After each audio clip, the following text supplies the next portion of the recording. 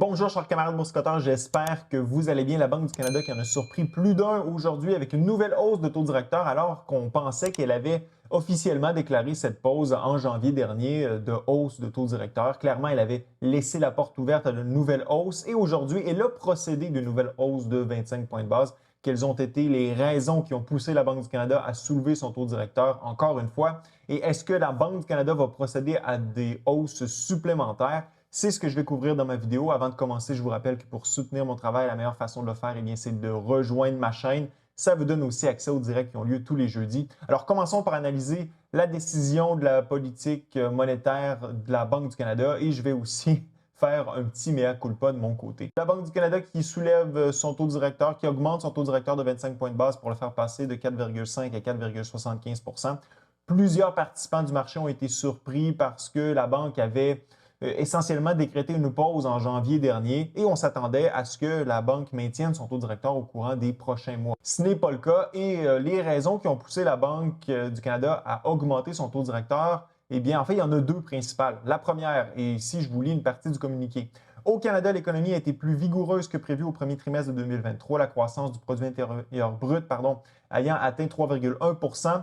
La progression de la consommation a été étonnamment forte et généralisée, même si on tient compte de la contribution de la croissance démographique. La demande de services a poursuivi sa reprise. De plus, les dépenses en biens sensibles au taux d'intérêt ont augmenté et plus récemment, l'activité sur le marché du logement s'est raffermie. Ensuite, la Banque du Canada nous dit en avril, le taux de l'inflation mesuré par l'indice des prix à la consommation a légèrement augmenté, atteignant 4,4 %. Cette première hausse en 10 mois est due au fait que les prix d'un large éventail de biens et services ont été plus élevés que prévu. Alors, deux raisons qui ont poussé la Banque du Canada à soulever son taux directeur une nouvelle fois. La croissance économique plus élevée qu'attendue et l'inflation qui a fait un rebond durant le mois d'avril. Alors, on va regarder ça ensemble. D'abord, mon mea culpa.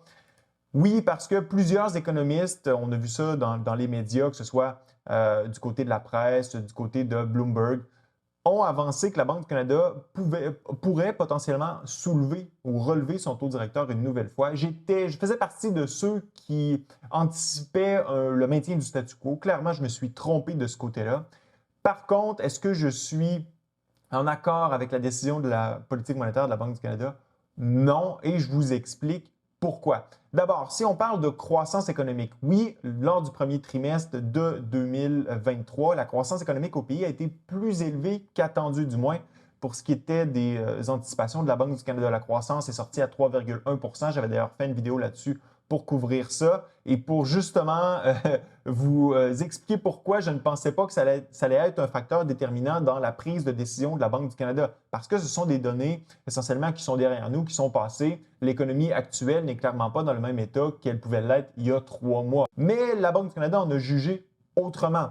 En fait, si on se rapporte aux données qui ont été publiées par rapport à la croissance économique au pays, on se souvient, du moins pour ceux qui ont vu ma vidéo, que cette croissance économique était due en bonne partie grâce aux exportations du Canada. Les exportations du Canada étant destinées majoritairement vers les États-Unis, eh bien, on peut s'attendre à ce que ces exportations diminuent fortement au courant des prochains mois, ce qui me laissait à penser que ça ne valait pas la peine de relever le taux directeur pour ça. En fait, si on regarde du côté des États-Unis, le ISM Purchasing Manager Index, le PMI, est en dessous de 50 pour ce qui est des biens et pour ce qui est des services, on se rapproche encore une fois de la contraction. Alors, disons que l'économie américaine est en fort ralentissement, ce qui laisse présager un ralentissement des exportations canadiennes et donc un ralentissement de cette croissance économique. C'est d'ailleurs ce qui est dans les prévisions de la Banque du Canada.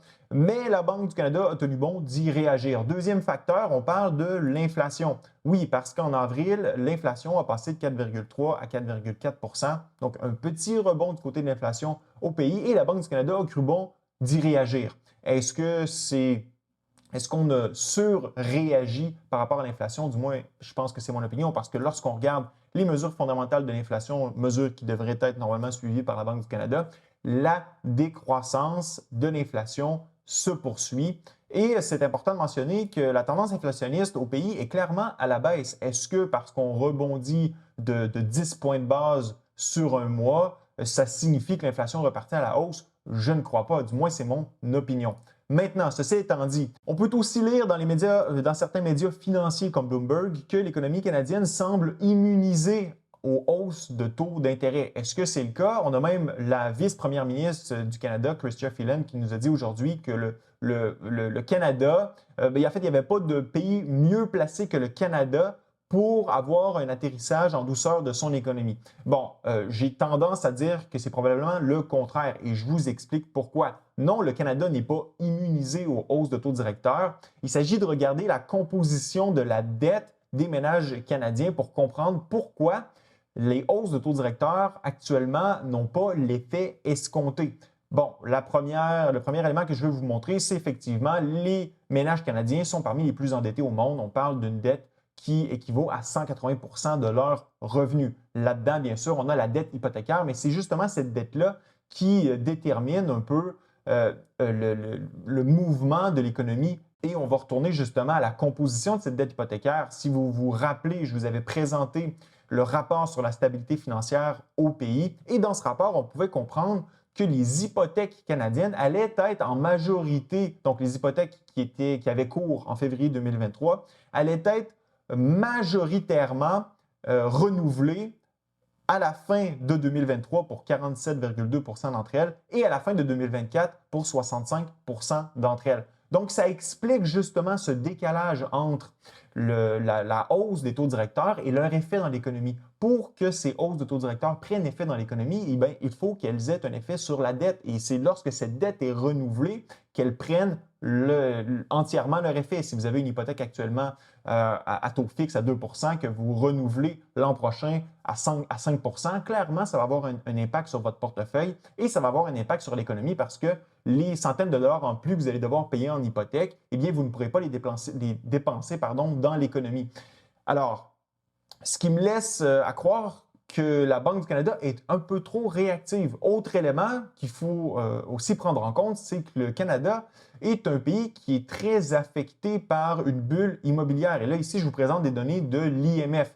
Et pour vous les présenter, je vous ai simplement traduit un peu les notes en bas de page qui nous expliquent quels sont les critères qui ont été utilisés pour déterminer quels étaient les marchés les plus à risque du côté de l'immobilier. Et lorsque justement on augmente les taux d'intérêt de la sorte, bien, on met à risque la stabilité du marché immobilier et l'économie canadienne en fait. Donc le premier critère qui a été évalué par l'IMF, eh bien, c'est la dette des ménages en pourcentage du revenu disponible brut que je vous ai présenté. Et vous avez, bon, évidemment, rouge étant mauvais et bleu étant bien. Le Canada se place en première position pour ce qui est du risque associé à son marché immobilier. Alors, critère 1, bon, on se trouve, je dirais, au milieu. Pour ce qui est du niveau de la dette, c'est pas si pire, il y a des pays qui sont pires que nous. Part de la dette à taux variable, on est bleu, bon, peut-être en bas du milieu. Part des ménages propriétaires d'un logement avec hypothèque. Alors là, la plupart des ménages qui ont un logement ont une hypothèque. Ça veut dire qu'ils vont éventuellement être affectés par le resserrement de la politique monétaire de la Banque du Canada. Croissance cumulée des prix réels des logements. Donc, la croissance des prix des logements depuis 2020, très élevée, très rouge. On sait qu'au pays, les hausses de prix ont été très, très, très importantes au courant des dernières années. Et numéro 5, augmentation cumulée des taux directeurs, donc le resserrement de la politique monétaire. Au pays, on le sait, la Banque du Canada a relevé son taux directeur maintenant de 450 points de base depuis 2022. Évidemment, ça va avoir éventuellement un impact sur l'économie à mesure que les hypothèques, justement, se renouvellent et ça pourrait amener le marché immobilier canadien à peut-être souffrir un peu plus lorsque le gros des renouvellements va arriver. Et si je vous ramène ici, le gros des renouvellements va arriver d'ici la fin de 2023 et d'ici la fin de 2024. C'est là que le transfert de la politique monétaire va se faire à l'économie. Et il n'y a pas juste ça. On voit aussi que la dette hors hypothèque, on commence à voir de plus en plus de payeurs délinquants. Si vous regardez la moyenne de dette non hypothécaire au pays est de 20 906 qui est en faible croissance d'une année à l'autre. Mais par contre, on voit que le niveau de délinquance, donc de gens qui ne font pas leur paiement, est en hausse de 25 %. C'est quand même juste 1,1 % des détenteurs de dette, mais quand même, on voit que ça commence à être plus difficile pour certaines personnes de rembourser leurs dettes non hypothécaires. Bien sûr, lorsqu'on a des problèmes de remboursement de dette, on va favoriser notre hypothèque parce que c'est la dernière dette qu'on ne veut pas rembourser pour ne pas perdre notre maison.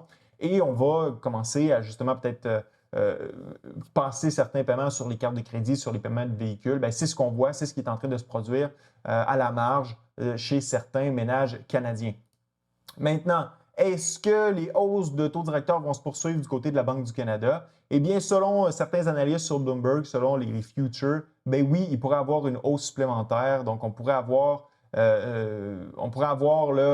peut-être une ou deux hausses supplémentaires du côté de la Banque du Canada pour se retrouver autour de 5 au courant de l'été, alors qu'on pensait que la pause allait se perdurer d'ici l'automne et peut-être voir justement des baisses de taux directeurs. Selon moi, est-ce que c'est une bonne décision de la Banque du Canada? Je ne crois pas. Autant la Banque du Canada a été endormie en 2020-2021 en maintenant son taux directeur au plancher alors que l'inflation, elle, montait au plafond, autant elle est trop réactive actuellement, à mon avis. Elle était déjà en territoire restrictif à 4,5 alors que l'inflation est clairement sur une pente descendante. L'inflation qui avait glissé sous le taux directeur de la Banque du Canada. Alors, en maintenant pendant quelques mois le taux directeur à 4,5 à mon avis, la Banque du Canada aurait été en mesure d'accomplir sa mission de ramener l'inflation à 2 au courant des prochains mois, au courant de la prochaine année.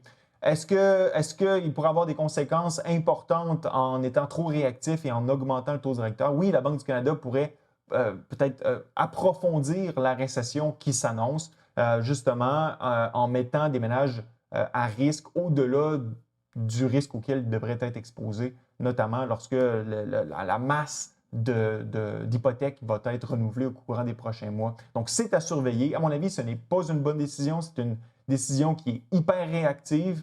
La Banque du Canada qui réagit trop vite, à mon avis, par rapport à une hausse de l'inflation qui a été mineure et une croissance au pays qui est essentiellement dépendante d'exportations qui sont amenées à reculer. Alors, laissez-moi savoir ce que vous pensez dans la zone commentaire. Va-t-il y avoir d'autres hausses de taux directeurs? Ce fut un plaisir d'être avec vous. À la prochaine.